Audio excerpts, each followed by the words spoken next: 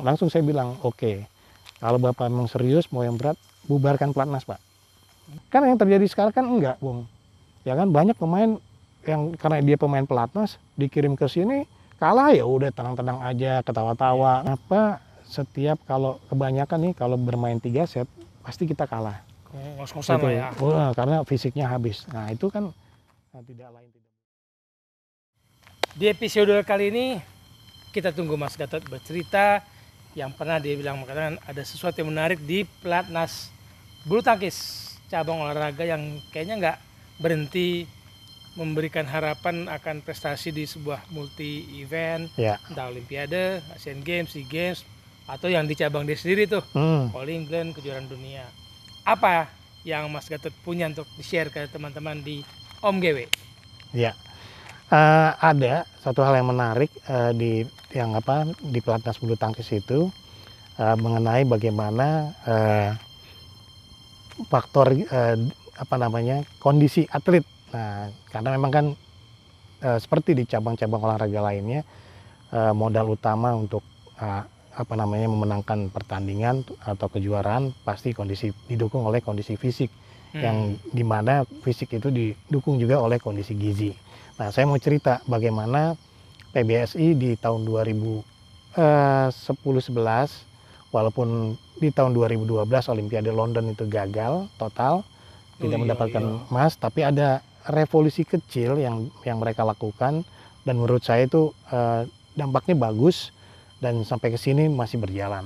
Nah, jadi ceritanya adalah waktu itu kan di PBSI kebetulan ketua umumnya masih Pak Joko Santoso almarhum.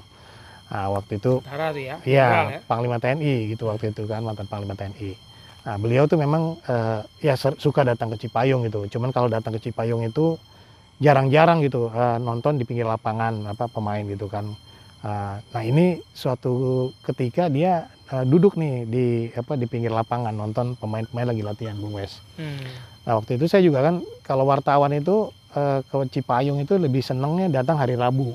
Kenapa hari Rabu? Karena waktu untuk wawancaranya panjang, karena jam 12 selesai istirahat. Di hari lain nggak begitu? Di hari lain nggak begitu, pola latihannya lebih intens gitu, dan waktu untuk wawancaranya disempit.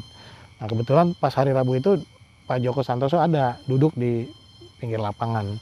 Jarang-jarang Nah, tapi? Jarang-jarang tuh, biasanya dia lebih di kantornya atau apalah. Nah, terus ngelihat saya, kebetulan ada di pinggir lapangan juga, pas datang terus dia ngeliat saya, ya saya juga sungkan kan negur ketua umum. Ya udah, daripada saya malas basa-basi, ya saya mendingan bukan malu, saya malas aja basa-basi. Akhirnya saya memilih tidak mendekat dia, tapi dia mendekat justru ngelihat saya kan, langsung saya justru dipanggil, Tot, sini dong, duduk sini gitu kan. Mungkin namanya sama seperti jenderal lainnya. Mungkin ya. Jenderal Gatot. Akhirnya ya udah, akhirnya saya samperin Pak Joko, weh Pak, wah mantau nih pemain, saya bilang gitu. Iya, ya inilah kita harus pantau, harus pemain harus kita prestasi, harus kita tingkatkan. Nah, kamu kan ya wartawan pasti punya pandangan, bantu saya dong, misalkan apa kek yang bisa kamu sumbang pikiran gitu kan, untuk bulu tangkis kita ini supaya oke gitu kan.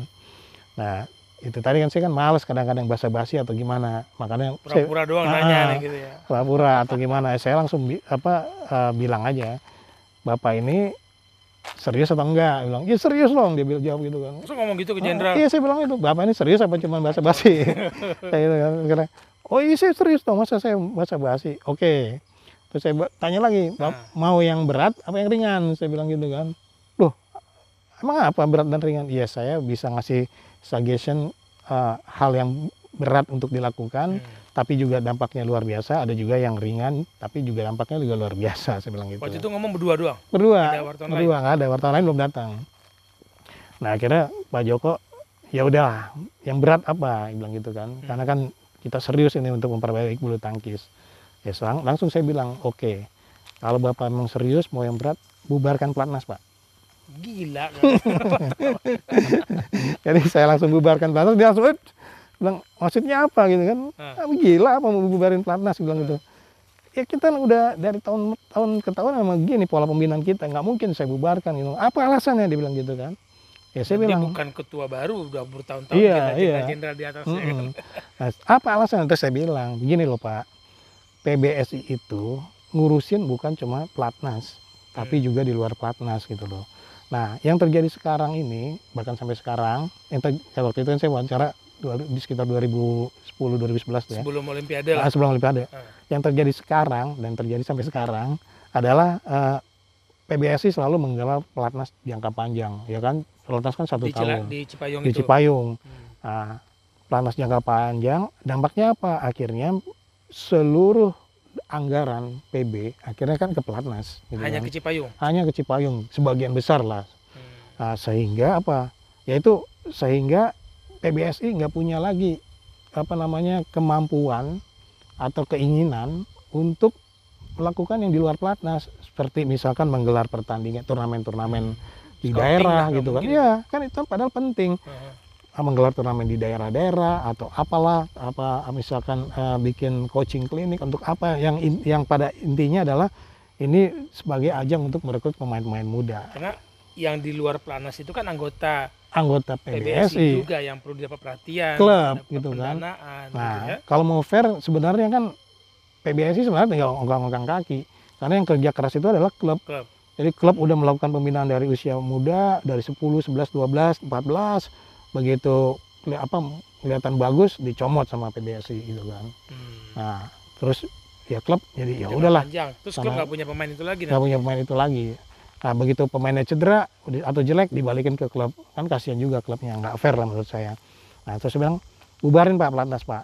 Terus gimana ininya? Ya udah kembalikan semua pemain ke pelatnas, ke klub. Nah, biar terus Bapak bikin turnamen-turnamen di daerah. Pokoknya turnamen ramein Pak. Baik di Sumatera, Sulawesi, Kalimantan, ya Papua kalau saya pikir sih belum ya, karena memang postur pemain Papua nggak cocok untuk bulu tangkis gitu kan. Nah, terus akhirnya dari situ kan banyak turnamen-turnamen Pak. Nah, terus pelatnas khusus untuk event-event besar aja saya bilang, kayak kalau misalkan ada Sudirman, Thomas Uber, nah gitu kan. Nah, dan juga kalau mau membantu klub atau atlet untuk turun di Premier Super Series atau turnamen internasional ini nggak apa-apa, tapi dibikin kayak semacam kesepakatan gitu Bung Wes. Jadi misalkan tahun ini ada 11 turnamen internasional A, B, C, D, E, F, G, H, I, J, K, L, A, I, J, K misalkan 11 ya. Nah, terus klub silakan kirim pemainnya untuk mengikuti 11 turnamen ini. Ya kan? Tapi syaratnya adalah pemain PBSI akan mengganti biaya pengiriman pemain manakala pemain itu lolos ke minimal perempat final gitu loh. Jadi kenapa dibikin seperti itu? Jadi ada untuk mendorong mereka para pemain sendiri memacu semangat untuk ya sungguh-sungguh mainnya gitu loh, dan latihan sungguh-sungguh. Nah, manakala pemain menembus perempat final, semifinal dan final, ya PBSI membayar untuk biaya pengiriman. Kalau nggak nyampe perempat final atau gitu, klub yang bayar gitu loh. Emang, atau pemain yang bayar kalau pemain yang individual berangkat gitu. Nah, jadi ke situ larinya sehingga ada persaingan yang bagus gitulah. Kan yang terjadi sekarang kan enggak, Bung. Ya kan banyak pemain yang karena dia pemain pelatnas dikirim ke sini kalah ya udah tenang-tenang aja, ketawa-tawa kan. Kan dulu pernah ada isunya ada pemain kesayangan yang sering dikirim. Iya, sering dikirim. Padahal nggak menghasilkan juga. Prestasinya nggak ada, terus nggak ada program promosi degradasinya selalu di akhir tahun gitu kan. Setelah kontrak habis baru nanti ada promosi diangkat lagi jadi pemain pelatnas kan. Nah, menurut saya nggak oke. Nah, terus dari situ udah Pak, atau itu yang pertama, berani nggak Bapak bikin seperti itu, bikin gebrakan? Ternyata nggak berani kan. Wah nggak mungkin ya. Ya bilang wah nggak mungkin itu kita lakukan gini karena pakem kita udah gini, ya berarti kan Bapak nggak berani, saya bilang gitu kan. Minta usulan. Nah, ayo coba apa lagi yang kira-kira mungkin gitu kan. Oh ya udah. Berat dan ringan. Enggak, dia masih minta yang berat lagi apa? Kira-kira apa berat lagi? Oke, saya kalau mau Pak bikin desentralisasi. Jadi jangan pelatnas jangan hanya di Jawa. Nah, kayak di Cina itu juga desentralisasi. Misalkan di Sumatera dibikin misalkan pusatnya di mana, di Medan. Atau yang di Kalimantan di mana, Balikpapan, Sulawesi di mana, di Makassar. Jadi terus sama ya di Jawa ya di Pelatnas Cipayung gitu. Jadi dari kantong-kantong itu misalkan turnamen-turnamen digelar lah, turnamen-turnamen di daerah itu, pemain-pemain yang bagus itu kemudian dimasukin ke pelatnas desentralisasi itu. Nah, pemain-pemain yang bagus itu kemudian kan ada turnamen. Nah, dari desentralisasi itu baru ditarik ke pelatnas utamanya gitu kan. Ya. Awas ada mobil. Nah, itu iklan apa yang kita bilang. Ini 8 golf soal. Nah, jadi itu tetap aja beliau, waduh terlalu berat. Kita pasti itu butuh, ya oke lah. Akhirnya kan ya udah mau diapain lagi. Nah, ya udahlah saya kasih apa, ya udah kalau gitu yang ringan apa dibilang gitu kan. Ringan. Karena dua itu nggak mungkin, ya udah ringan. Oke Pak. Nah, saya bilang, Pak, saya beberapa kali liputan tim bulu tangkis kita ke Thailand, terus ke Malaysia, terus juga ke Cina. Itu kalau saya perhatikan pemain-pemain kita itu suka sembarangan makannya. Terus masa makan jajanan di luar stadion, beli makanan di situ kan bisa keracunan potensi gitu. Ini masih kan, atlet yang mau tanding. Atlet mau tanding gitu kan. Wah, itu kan saya juga sampai kok begini atlet kita gitu. Terus yang Pak Joko tahu? Ya, yang nggak tahu, tapi saya kasih tahu gitu kan. Oh ya, dia bilang gitu. Iya. Terus berikutnya adalah coba Bapak perhatiin deh Pak, atlet-atlet kita Pak. Kenapa setiap kalau kebanyakan nih kalau bermain 3 set pasti kita kalah. Ngos-ngosan lah ya. Karena fisiknya habis. Nah, itu kan tidak lain tidak bukan karena emang faktor gizi itu Pak si pemainnya. Nah, kebetulan nih Pak, saya nih baru 2 minggu lalu saya baru pulang dari Leicester, Inggris. Jadi klub kecil di Inggris, Leicester City. Itu saya diundang ke sana. Itu belum juara liga waktu Belum. Pelatihnya masih Sven-Goran Eriksson waktu itu tapi. Nah, klub itu karena dia klub kecil, Bung, jadi akademinya itu sederhana. Jadi nggak ada pemain itu nggak tinggal di situ untuk mengurangi kos. Jadi atletnya pulang. Pulang ke rumah. Nah, makanya mereka bikin persyaratan bagi para pendaftar calon akademi boleh mendaftar Leicester City asal rumahnya tidak lebih jauh dari 10 km. Nah, ini jaraknya dari akademi ke rumahnya nggak boleh lebih dari 10 km. Alasannya apa ya itu tadi supaya mereka datang ke situnya datangnya nggak terlalu jauh gitu, nggak kecapean. Jadi pagi-pagi dia harus datang jam 8. Nah, terus yang menarik itu di klub itu makan paginya di situ. Jadi begitu si pemainnya datang itu makan pagi dong. Pagi-pagi ya dari rumah. Makanya itu dia datang pagi-pagi. Nah, itu makan udah di dapurnya tuh udah chefnya segala macam udah siapin tuh menunya. Daging, roti segala macam bla bla bla bla. Nah, yang menarik adalah di koki itu ada di dapur di kitchennya itu udah dijelas tuh itunya ada table-tablenya. Lemak sekian, protein sekian, karbo sekian. Jadi udah diukur tuh kebutuhan itunya. Di menu makannya udah di set seperti itu. Wah, telepon siapa tuh, Bung? Tekan. Nah, jadi dari situ terus akhirnya saya wawancara lah sama kepala akademi dari Leicester City kan. Saya tanya seberapa penting sih faktor gizi terhadap pemain gitu kan. Wah, this is very important dia bilang.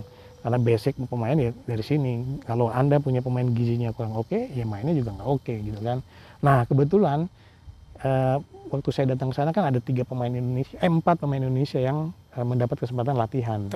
Trial di sana melalui program Indonesia Football Academy waktu itu. Nah, atlet kita dikirim dan itu saya lihat bagaimana mereka berlatih, Bung. Secara talent, secara skill individu nggak kalah, bahkan kita menang. Karena keeping bola, terus dribbling, usia waktu itu 15 kalau nggak salah, 15-16. Dulu ya si pemainnya si Yogi, terus si Maldini Pali. Nah, itu mereka tuh ya salah duanya, 2 lagi saya lupa. Sebelum bersinar di U19, iya. Nah, mereka latihan, wah, dilihat dari stretching aja, terus dari kontrol bola, passing, terus dribbling, capping bola, muter, kita tuh nggak kalah dan bahkan lebih unggul. Tapi begitu latihan sprint tertinggal, begitu latihan lari gitu, ngos-ngosan tertinggal. Nah, begitu latihan syuting, wah pemain-pemain Inggris tendangannya gini, Bung. Tendangannya gini nih. Nah, pemain kita Nah, terus itu karena kenapa begini? Akhirnya setelah sesi latihan saya tanya sama ada Mr. Sven Goran Eriksson sama kepala akademinya. Saya tanya bagaimana pendapat Anda dengan pemain Indonesia gini? Ya si Sven Goran Eriksson bilang secara they have a good talent, they have a good skill, Individual ya. but very bad in the physically gitu. Oh oke. Terus akademinya gimana menurut Anda? Ya ini saya udah bisa menjawab kan pemain-pemain ini gizinya kurang baik sehingga seperti ini. Gizi pemain kita. Gizi pemain kita ini kurang baik. Pemain Indonesia ini kurang baik sehingga mereka seperti ini. Mereka harus mendapatkan gizi yang baik supaya bisa meningkatkan level permainan mereka gitu kan. Oh oke. Jadi endurance-nya kalah, speed-nya kalah, power-nya kalah. Nah, dari situ baru yang saya ngobrol lagi ke Pak Joko Santoso, bulu tangkis. Nah Pak, mulai sekarang Bapak harus bikin Pak yang namanya gizi itu harus diperhatikan. Karena tadi saya lihat pemain-pemain jajan di sana, di sini juga.